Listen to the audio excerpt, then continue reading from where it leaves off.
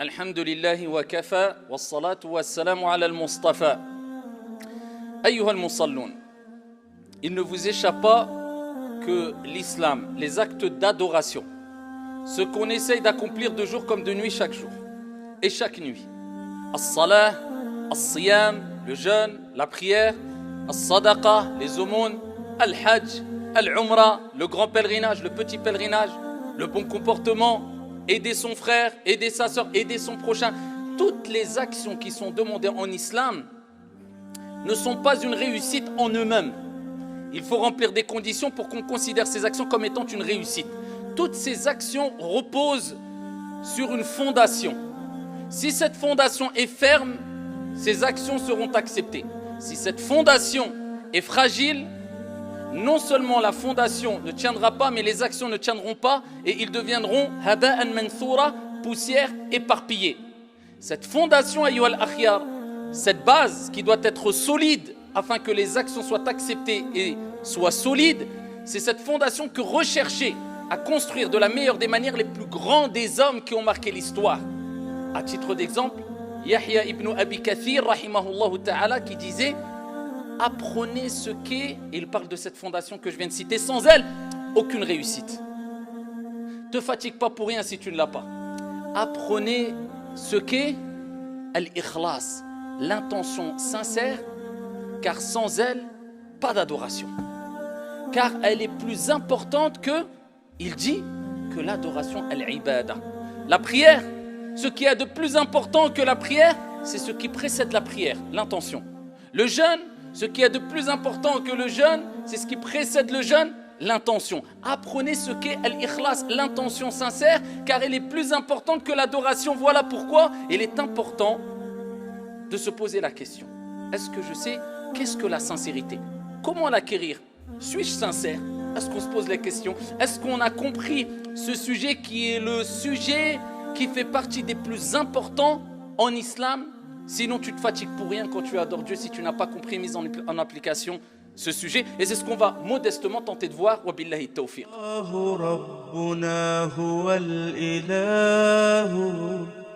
له من الأسماء ما اصطفاه الواحد الحي كذا المليك والملك المالك لا شريك.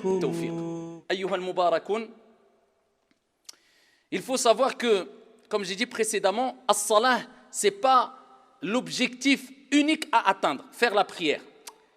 C'est de vérifier si notre intention est bonne avant d'appliquer l'acte d'adoration et à titre d'exemple la prière.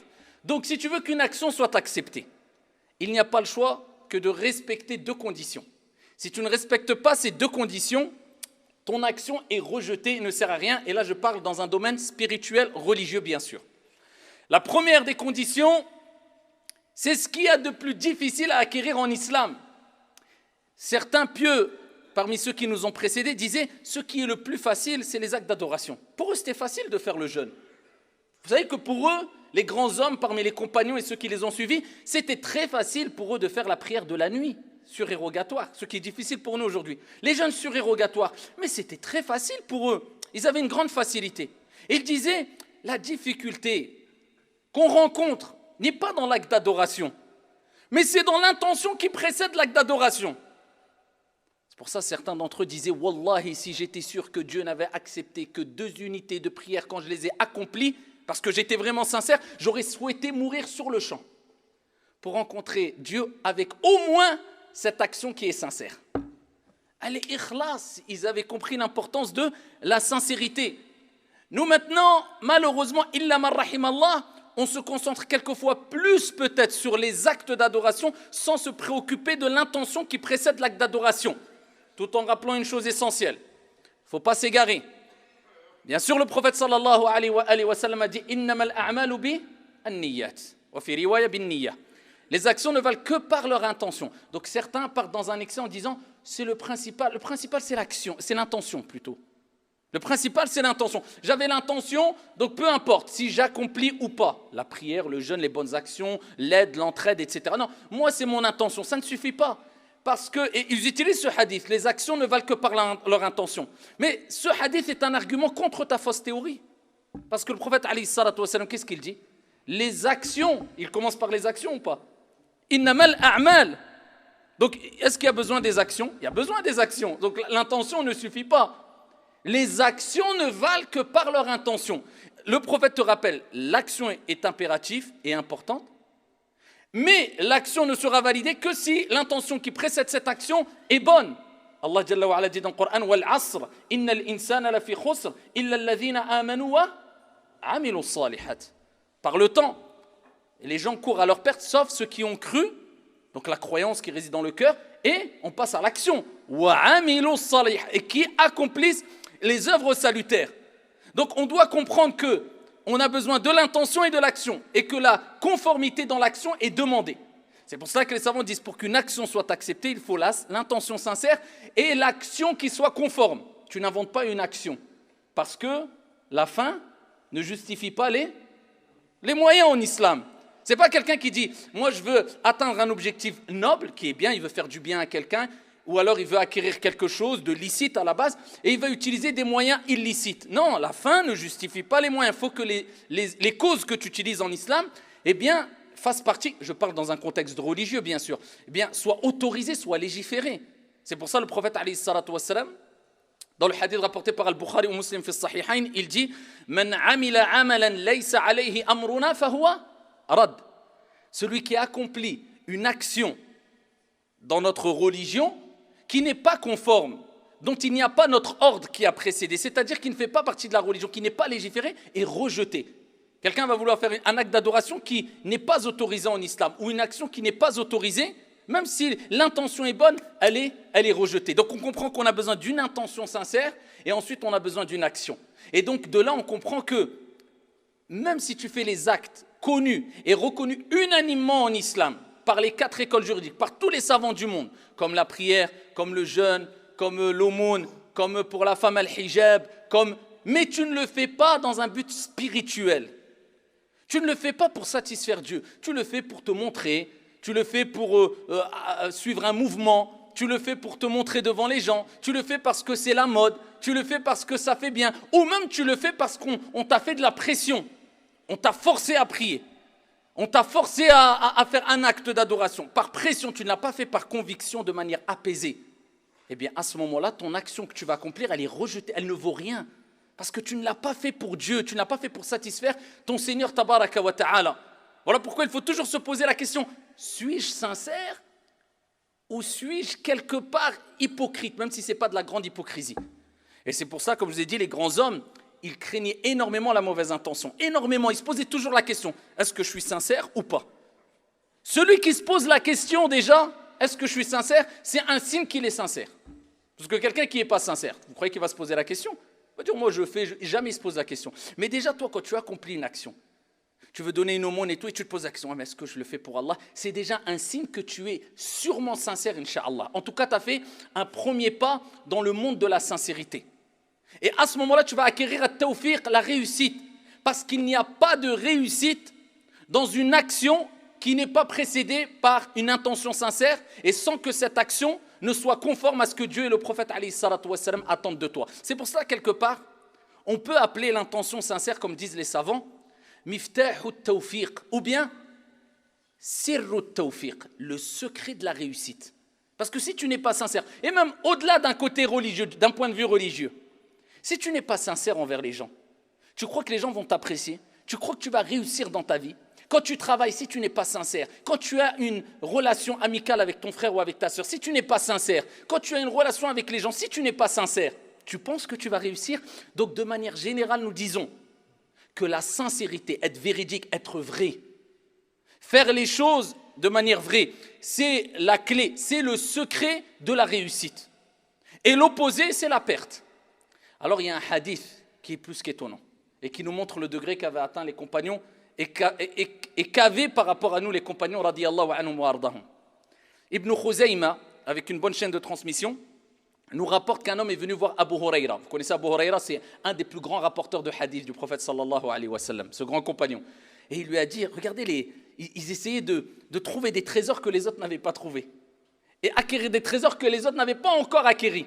Il lui dit, Ya Aba Huraira, est-ce que tu as un hadith à me raconter? Parce qu'Abu Huraira leur citait des hadiths. Ici que le prophète sallallahu alayhi wa sallam t'a dit, dont tu as entendu du prophète alayhi salatu wa sallam, que tu as compris et que tu as appris. Regardez déjà la question. Eux, ils ne se limitaient pas à j'ai entendu, je connais. Eux, c'était l'action qui les intéresse, la compréhension qui les intéresse. Que tu as entendu, que tu as compris et que tu as appris. Il dit Naam. Il dit je vais te dire. Le prophète sallallahu alayhi wa sallam m'a dit Fasaqata Aba Huraira.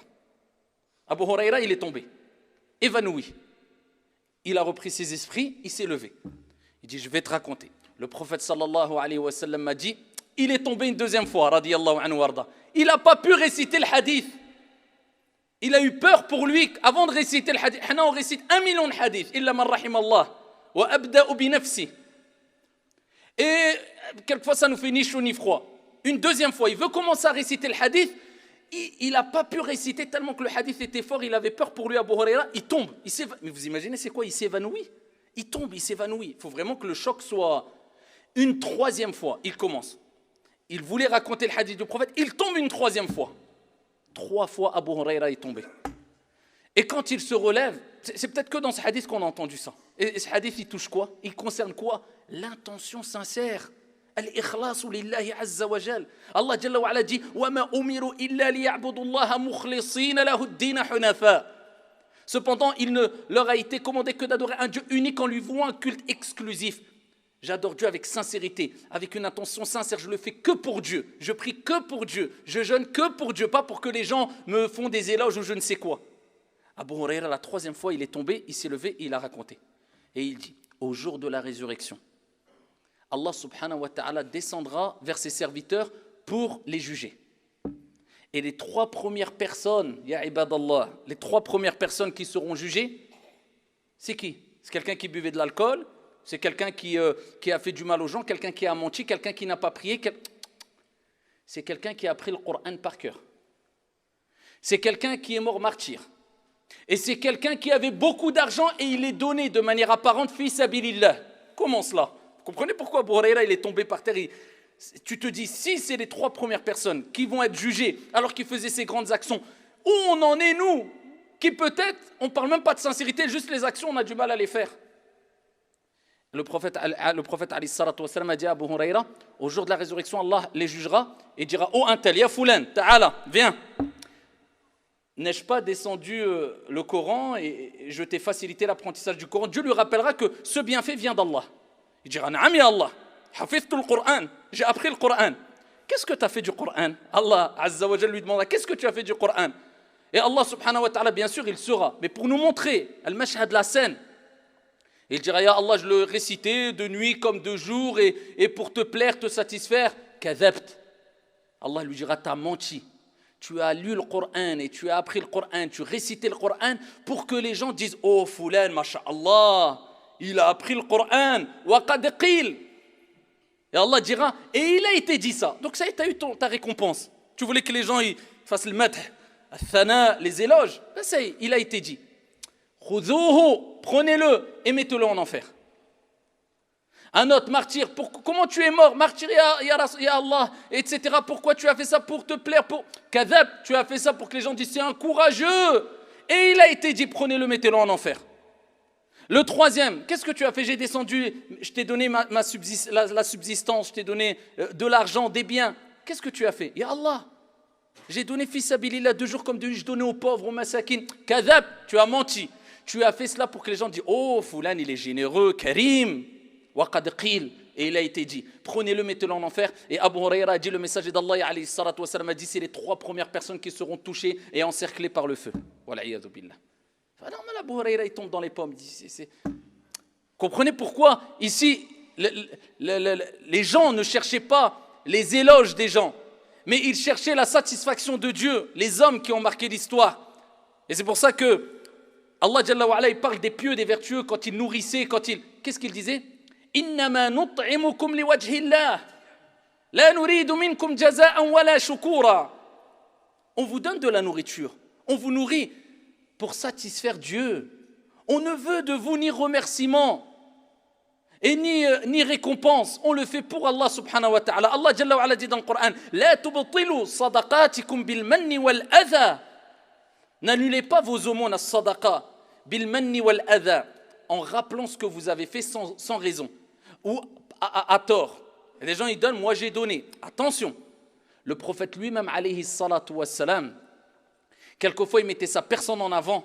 Et Allah Jalla wa ala nous a dit quelquefois il faut montrer que tu donnes des aumônes et que tu fais des choses bien quand il y a une raison valable de le faire. Tu ne voulais pas le faire, mais tu sais qu'il y a une raison valable de le faire. Pour ça le prophète quelquefois il se glorifiait lui-même. Moi j'ai fait ceci, moi je suis le plus pieux d'entre vous, pour leur donner une leçon. Mais il ne voulait pas le dire à la base pour se vanter bien sûr. Et comme Allah Jalla wa ala il dit Alladhina yunfiquna amwalahum fi sabilillah bil layli wan nahar sirran wa ala niya. Ceux qui dépensent de leur argent de jour comme de nuit, ouvertement ou caché ou ouvertement. Donc il y a des gens, ils donnent devant les gens. On réunit de l'argent pour construire une mosquée, personne ne veut donner. Wahad il dit, je voulais les donner. Il sait qu'il allait les donner en cachette. Mais personne ne veut. Il dit, moi je donne 1000 € devant tout le monde.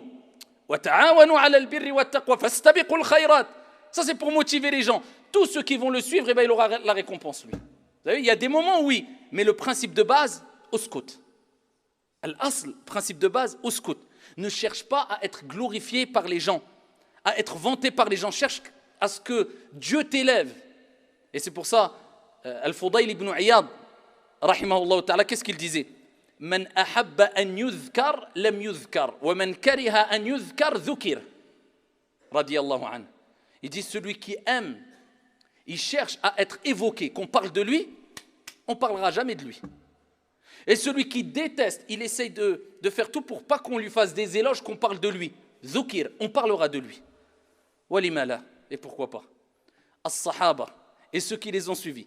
Il y a des siècles, des centaines d'années derrière nous, il n'y avait ni Facebook, ni YouTube, ni téléphone portable, ni caméra, ni appareil photo. Tellement qu'on parle d'eux dans tous les manabir, dans toutes les mosquées du monde, même aujourd'hui, le jour du vendredi, eh bien qu'on a l'impression qu'on les a vus, qu'on les a connus, on connaît tout sur leur vie.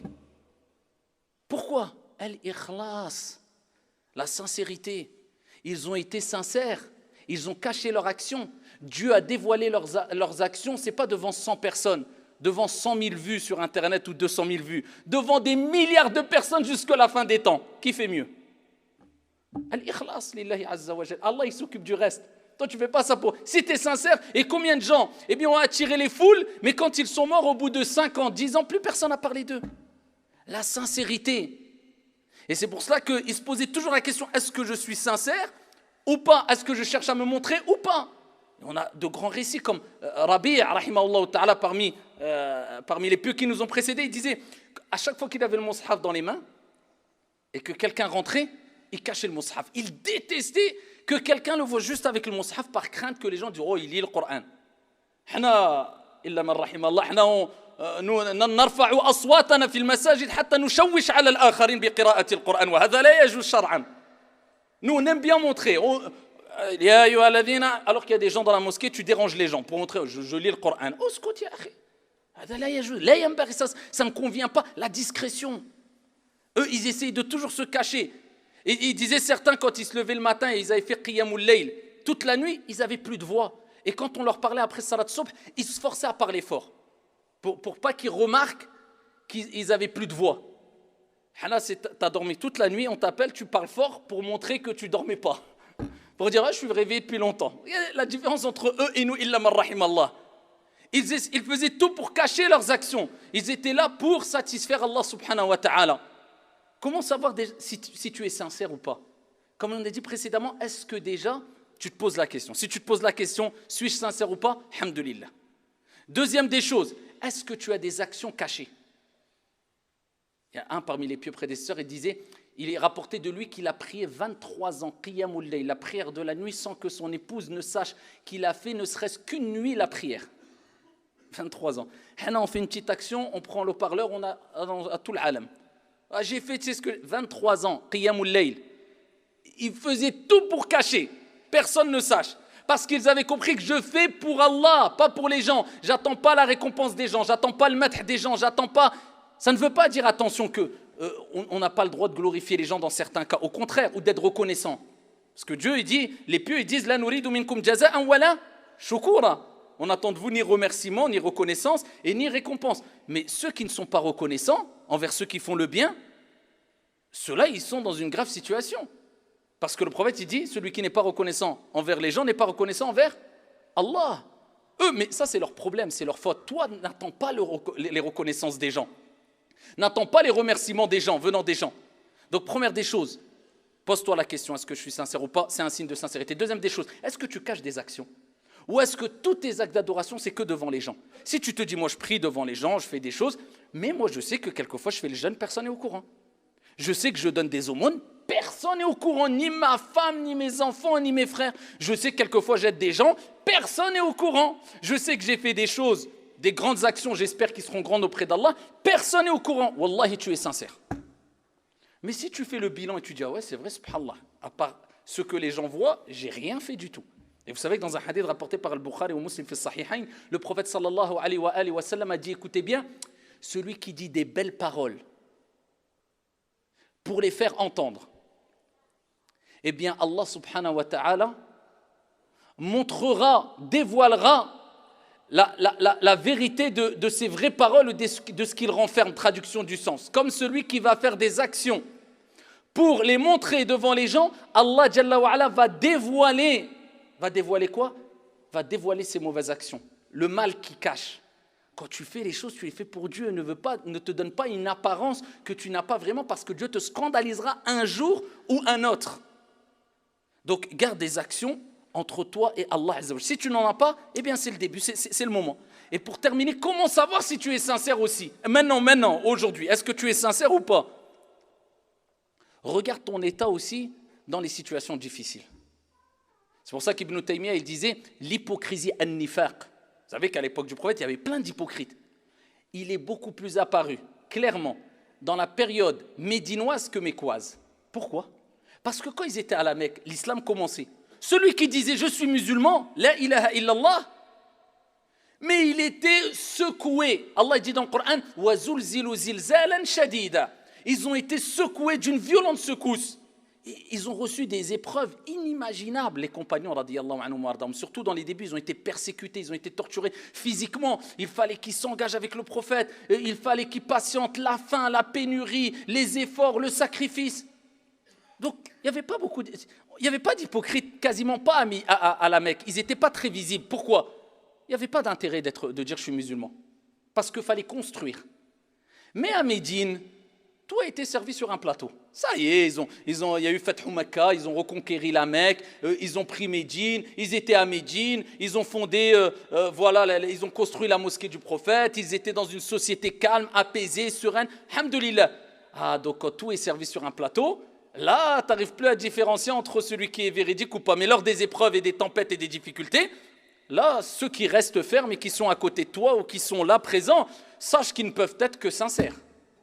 C'est pour ça qu'on dit, alhamdulillah, la difficulté, les épreuves, eh bien ça filtre et ça permet de te montrer qui est sincère. Wallahu a'lam, on ne juge pas les intentions, c'est Dieu. Mais ça te donne des signes, des indices. Qui est sûrement sincère, qui ne l'est pas.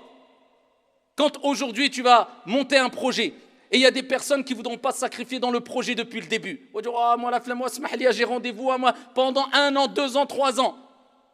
Et après, il y a des niveaux de sincérité, d'hypocrisie. Attention, je ne dis pas automatiquement c'est un grand hypocrite, hacha lillah, mais tu vois, il n'est pas là. Et quand tout est fini, le projet, l'association caritative ou la mosquée ou la peu importe, et là tu le vois.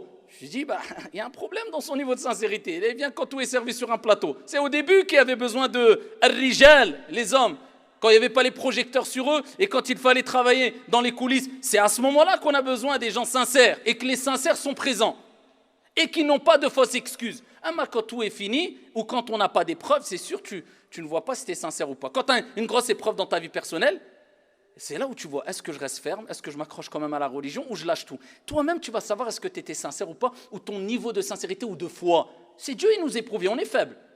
Tout le monde, moi le premier, quelquefois tu as des baisses de foi, des montées de foi, mais ça te permet de te montrer qu'est-ce que tu vaux vraiment. Et il y a des gens qui aiment montrer, je fais, alors qu'ils font très peu. Alors que des gens font énorme et ils se taisent, ils disent rien du tout. Ça c'est ar-rijal. Et à l'époque du prophète, il existait ceux qui trouvaient des excuses à chaque fois aussi. Et Dieu a montré qu'ils n'étaient pas sincères. Quand, à titre d'exemple, les hypocrites, les plus grands des hypocrites, ils leur ont tourné la tête à des gens qui étaient un peu dans l'ambiguïté. Ils étaient fermés, ils n'avaient pas trop la foi. Et qu'est-ce qu'ils ont dit quand le prophète leur disait « Allez, venez, on a besoin de vous, on part. On a besoin de vos efforts. » Ils disaient quoi ? « Inna buyutana awra, wa ma hiya bi'awra, yuriduna illa firara. » Regardez les excuses. Ils ont suivi quoi, les hypocrites ? Pourquoi ? Lors des épreuves, ça y est, tu vois que 3 personnes autour de toi. Et quand tout est calme, tu vois 1000 personnes. Tu te dis, mais 1000 personnes, je ne peux pas voir qui est saint. Mais dans les épreuves, tu vois 2-3. Qu'est-ce qu'ils disaient ? On ne peut pas, ya Rasulallah, inna buyutana awra. Nos maisons, ils sont vides. Khawin. Personne pour s'occuper de nos femmes et de nos enfants. Allah, il dit, wa ma hiya bi'awra. Ils ne sont pas vides, leurs maisons. Il y a qui peut s'occuper de leur famille. Yuriduna illa firara. En fait, ils voulaient prendre juste la fuite. Regarde Allah comment il les scandalise. Et il les a scandalisés jusqu'à la fin des temps, subhanallah. Qu'Allah Azza wa Jalla nous préserve et ne nous scandalise pas comme ils les ont scandalisés. Donc, n'oubliez pas ça. La sincérité, c'est la base fondamentale dans toutes nos pratiques religieuses. Sans rentrer dans un excès en ayant l'ouassa, oui, les insufflations sataniques. Dès que tu fais quelque chose, oh, peut-être je ne suis pas sincère et tu deviens fou. Non, juste pose-toi la question. Est-ce que je suis sincère ou pas ? Dis-toi, si je peux le faire sans que les gens le voient, eh bien je le fais. S'il faut que les gens le voient, je le fais quand même. Et ici, regarde ton état, quand il y a besoin vraiment d'être là dans les moments de difficulté, est-ce que tu es présent ou pas ? Qu'Allah Azza wa Jalla nous accorde à toutes et à tous al-ikhlas fil qawli wal amal. Hada wa sallu wa sallimu rahimakumullah.